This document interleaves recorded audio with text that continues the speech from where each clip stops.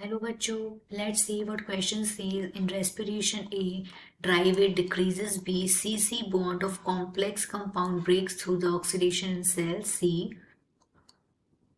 Energy contained in the respiratory material is released in the series of slow stepwise reaction controlled by enzyme. And D. All.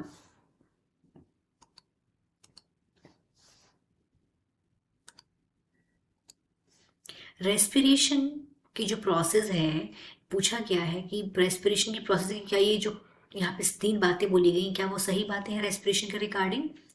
सबसे पहले respiration it is a catabolic process. यहाँ पे energy का release होता है, यहाँ पे complex चीज़ simpler में कन्वर्ट होती है।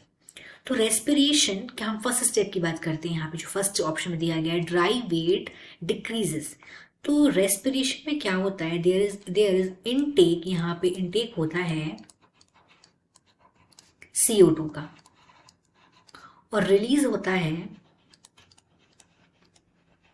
O2 मतलब ऑक्सीजन। और जो ऑक्सीजन का रिलीज होता है it is requires the plant, किस लिए, टू यूज एनर्जी।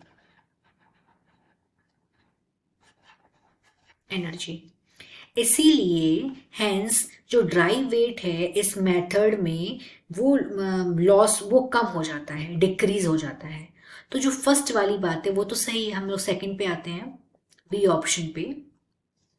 यहां बोला गया है C bond of complex compound break through the oxidation in cell. तो क्या होता है, जो C बॉन्ड की अगर हम बात करें, C bonds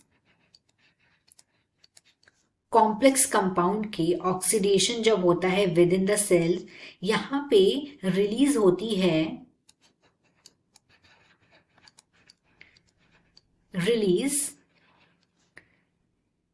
considerable amount of energy. जब carbon carbon bond complex compound का ब्रेक होता है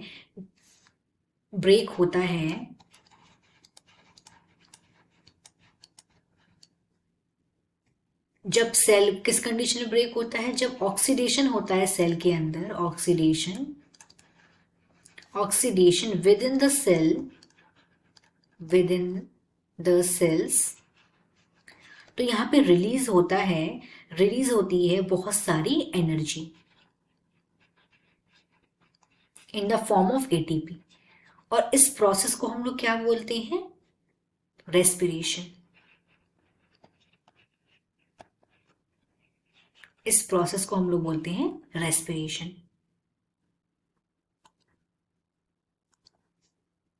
रेस्पिरेशन की जो प्रोसेस है, this is not a one step process, it is a multi-step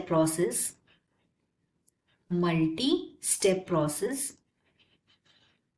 और ये ये स्टेप बाय रिएक्शन होती है और each step is controlled by enzyme, specific enzyme. Each steps is controlled by